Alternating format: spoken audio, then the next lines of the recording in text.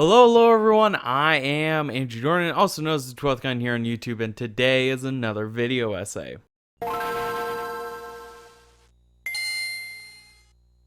It's taken a while, but I am finally back with another video essay, but this one's a bit different because it's actually the first entry in a multi-part series about select Nintendo 3DS eShop titles that I've grown quite fond of. The first of these is World Conqueror 3D, a turn-based strategy akin to the likes of Risk or Axis and Allies, but watered down and streamlined for easy pickup and play on the Nintendo 3DS. Now you might be looking at this game and going, why the hell is he talking about this? Well, if you actually listen to what I said not even a minute ago, you would know.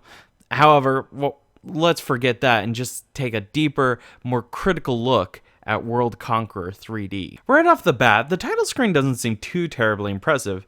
It's got some decent World War time music, the menus all have a consistent visual style, and overall it feels like something that might provide some fun, especially since the base price is roughly $6 US, yet it regularly goes on sale. You probably have already written off this game because of the title screen and the price, and honestly, I can't blame you. However, let's try to go a bit further and look at the actual gameplay. There's something in World Conqueror 3D that you might notice right off the bat that is missing from a lot of other strategy games like Hearts of Iron 4 or Civilization, and that's a lack of research or basic diplomacy. There isn't even a variety in unit types. In this game, you only have 3 types of units: the foot soldier, the tank, and the artillery. There is a naval unit, but you only get it by upgrading a tank infantry or artillery unit to be able to go into the water, so it basically doesn't count as a unit that you can buy directly. All 3 of those units can roll a D8 to attack.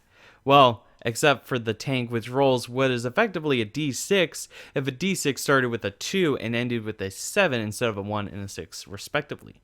And speaking of that tank, after wiping out an enemy unit, it can then move into that tile as a free action, unlike the infantry or the artillery, which despite rolling a D8 cannot move after wiping out an enemy unit.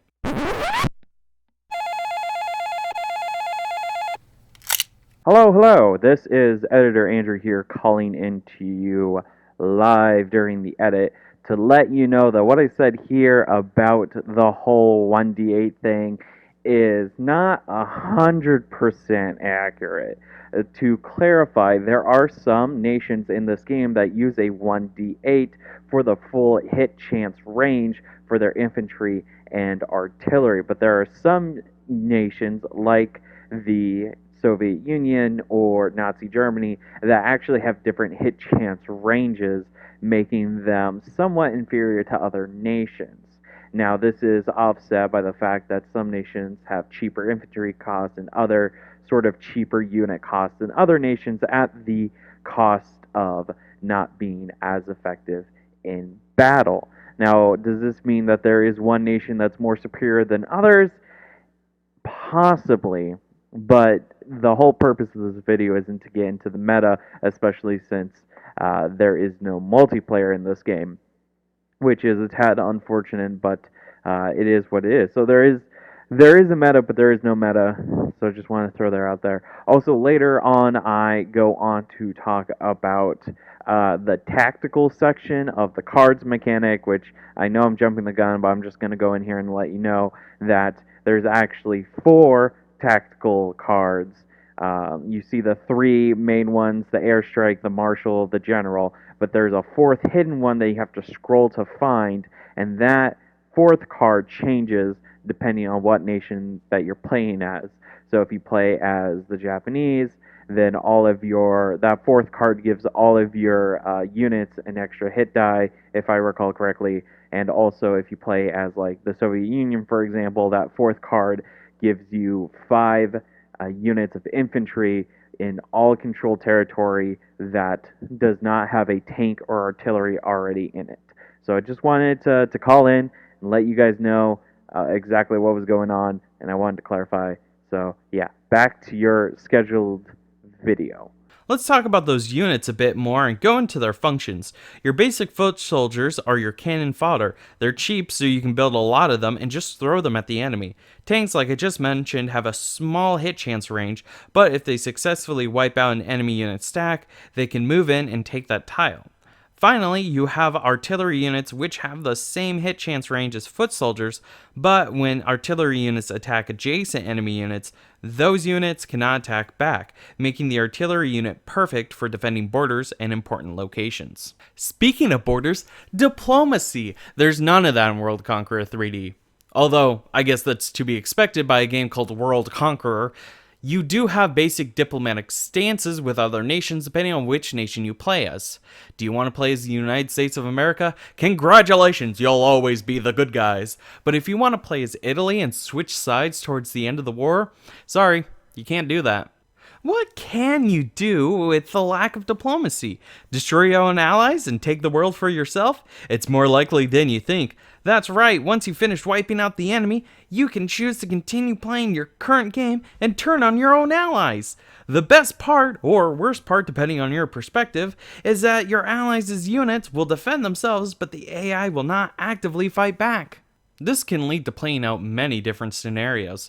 Do you want to recreate the series of events that leads to the setting of The Man in the High Castle, or would you rather take over Canada as America and try to set up the scenario for the Fallout games?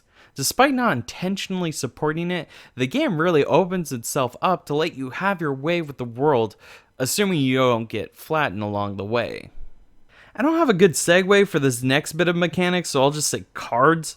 Specifically, there are 9 to 10 cards in total. 3 for the units described earlier, 3 to 4 for tactical advantages like airstrikes and generals and marshals, and 3 for upgrading units and tiles like the aforementioned ship upgrade and the fortress and the construction upgrades. Outside of the unit cards, the one card you'll be buying the most is the construction card. Why is that? Well, any tile that you own that doesn't have any level of construction on it won't generate you any money. You know, money, right? Those horrible slices of paper that dictate how much more you're well off versus your fellow humans and what drive you to become soulless constructs forever damned to work for the cat. Fortress upgrades will also be useful because they give a +1 to your rolls if you're the one being attacked. The downside is that the unit that this fortress is placed on can't move for 3 rounds, which actually isn't too bad, especially if you place a fortress on top of an artillery unit. Another way of getting a +1 to your defense rolls is by buying the Martial Upgrade card. This will give you a +1 to your highest roll die if you're the one being attacked. Conversely, if you want a +1 to your highest die while attacking, then the General card is for you. However, if you don't want to deal with attacking the enemy directly and just want a quick and easy way to dwindle the enemy's numbers, then the Airstrike card is for you. It's a tad more expensive than the Marshal and the General combined, but it will destroy any number of enemy units based on a die roll. I feel like I'm forgetting something. Oh, right.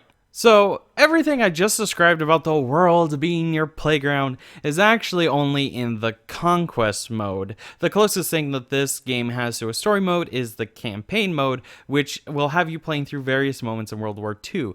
It's pretty neat, and unlike Conquest mode, the game actually ends once you've completed your objective, which is rather nice. I've rambled on and on about this game and its mechanics, but it might not 100% be clear on why I grew fond of this game. Well, it's just dumb fun. Well, okay, maybe it's not dumb fun since you do have to think strategically and tactically about when and where and how you move your troops around the world, but it does scratch that itch that I occasionally have to play a strategy game on the go. That is going to be it for this video. Thank you so much for watching. As a quick reminder here at the end, this is part 1 of a multi-part series wherein I cover various Nintendo 3DS eShop games that I've grown quite fond of. If you want additional content, I have Let's Plays that release every single day except for when those series end. Then there's a little bit of a break, about 1 to 2 weeks, and then they come back. Additionally, on the website, which will be linked down below, there's a tab that will take you to Mini Pack, a website exclusive series wherein I open mini packs of trading cards once a week every Monday at 7:30 a.m. Central Standard Time. On top of that, if you want to know ways to support me and my content, I will have a link to the support the content page down in the video description below. Thank you so much for watching, and I'll see you next time. Bye-bye.